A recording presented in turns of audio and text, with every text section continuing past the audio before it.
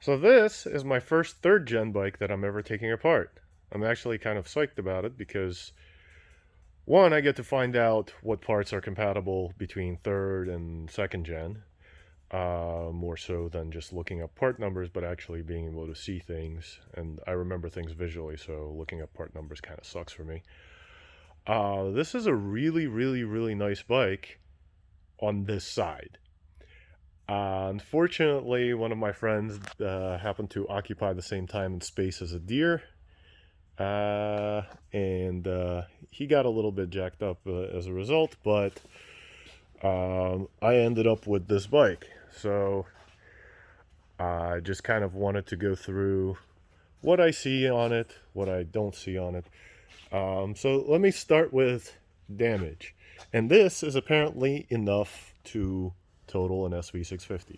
So you have a gauge cluster, a bit of gauge cluster rash, the cowl around it, the chrome ring, a little bit of cable, master cylinder, lever, mirror, fender is dead. I don't know if the forks are straight. I'm making another video about how to check if forks are straight, but I do have to have the bike apart to do that. Here's a chunk of deer because I don't know. Bring a souvenir.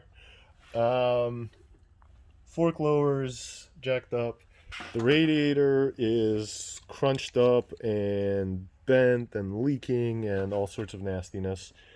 The RNG crash bar that's on here is, well, that's supposed to be a 90-degree turn. It's more like a 180 now. But it did save the cases. So that, I guess it sort of worked. I'm not sure if frame sliders would have done a similar job or not.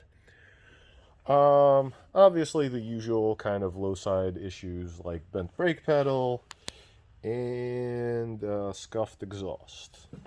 Scuffed exhaust in a couple of places. So that's really, and like a little bit of tail scuffed. So that, all that, just that.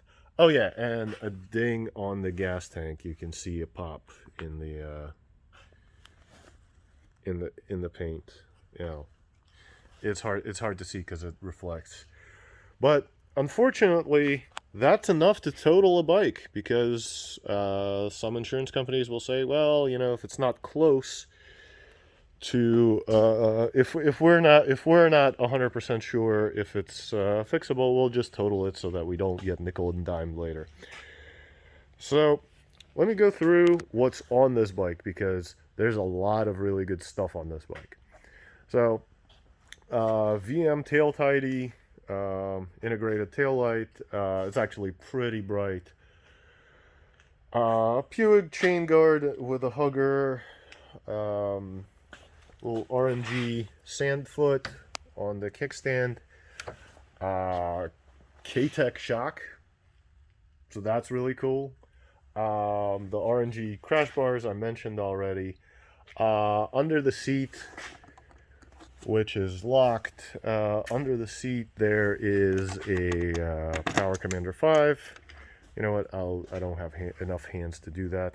Under the seat there's a Power Commander 5. It's got the Yoshi slip-on, and then it's got a Black Widow DCAT header that still has an O2 sensor bung on it. It's got a Evotech, I guess, front cylinder protector, keeps the water out of the spark plug hole, I guess. I'm not sure if this grate here is stock or aftermarket. Got a little Denali horn, that's cool. Little LED turns, an LED headlight inside the light. Pretty good tires there. I think they're more of a sport touring.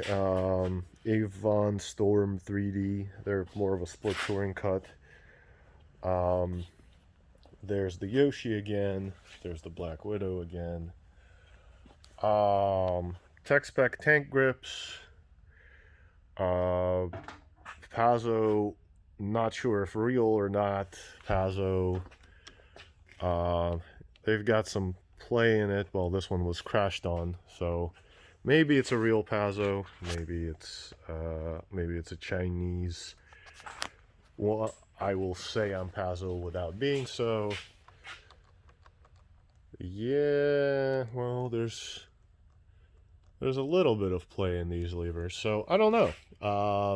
I'll have to check it later. Thing only had